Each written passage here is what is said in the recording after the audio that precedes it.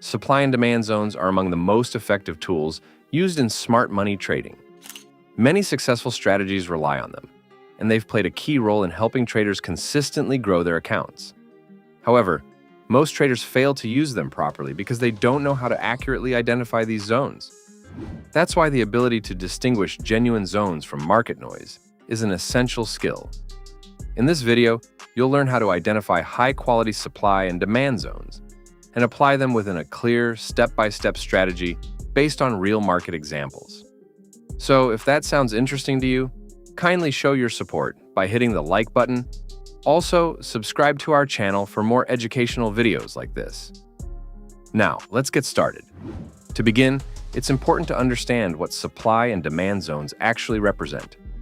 Supply and demand zones are key areas on the chart where strong buying or selling previously happened due to institutional involvement, often causing price to reverse or move aggressively.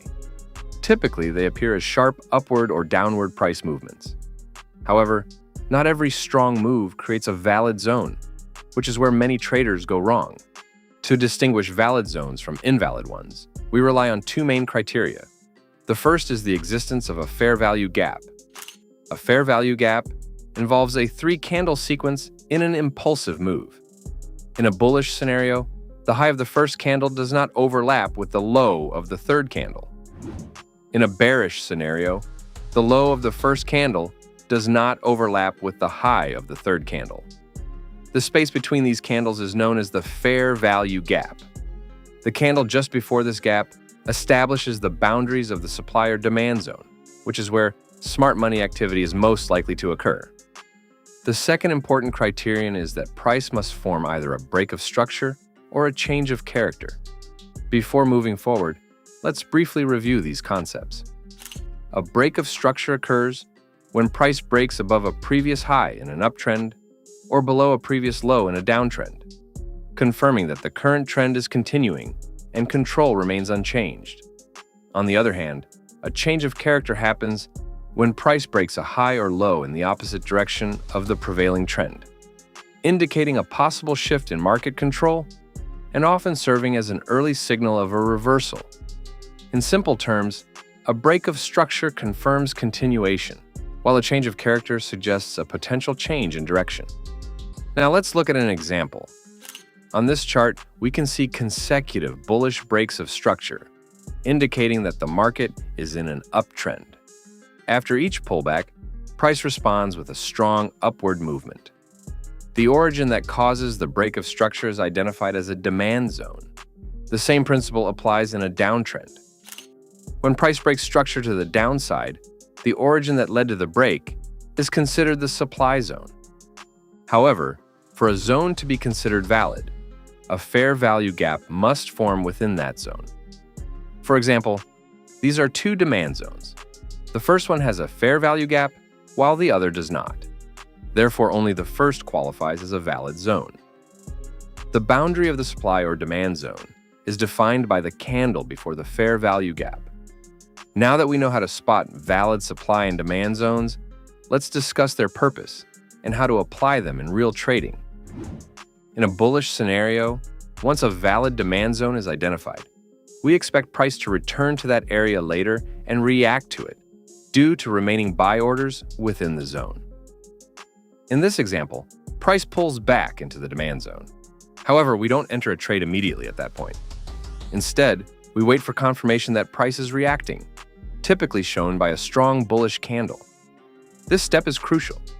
We avoid placing limit orders directly inside supply or demand zones because price can break through the zone and continue moving against our expectations. So, for this reason, confirmation is essential. We only enter a trade after the market clearly reacts and signals a likely reversal. After confirmation is established, we take a long position.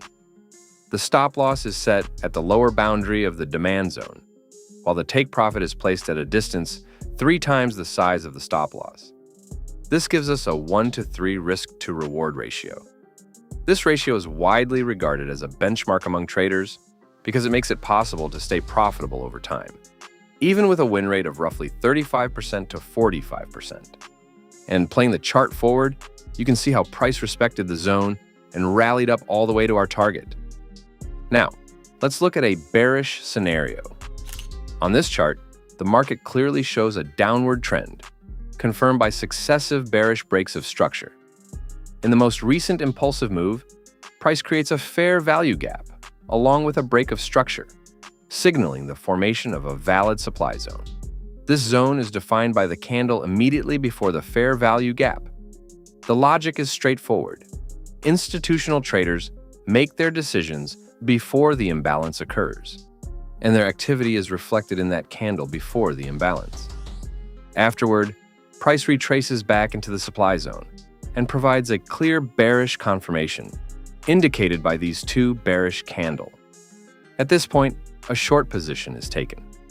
The stop loss is placed at the upper boundary of the supply zone, while the take profit target is set at 3 times the stop loss distance. Watching the trade play out, we can see how price respects the zone and moves exactly as anticipated. Now let's look at another example that features a change of character. To begin, we need a well-defined trend that has been respected over an extended period, confirmed by consistent breaks of structure. In this case, the market is in a bullish trend. However, instead of continuing upward, price breaks below the last major low, giving us a change of character, which indicates a potential shift in market direction. And looking at the impulsive move that caused this change of character, we can observe the formation of a clear fair value gap. This confirms that market control has shifted and that a valid supply zone has been created.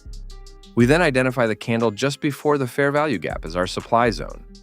As price retraces back into the supply zone, we wait for bearish confirmation, typically shown by a strong bearish candle. Once confirmation is established, we enter a short position at the close of the confirmation candle.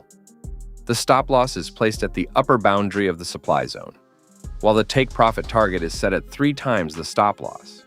Letting the trade play out, we can see how price clearly respected the zone and pushed down to our target. This setup is a combination of multiple factors aligning. First, there is a well-established trend confirmed by a series of structural breaks. Next, a clear change of character signals a shift in market direction. Then, a fair value gap, highlighting strong displacement and market inefficiency. Finally, the supply zone.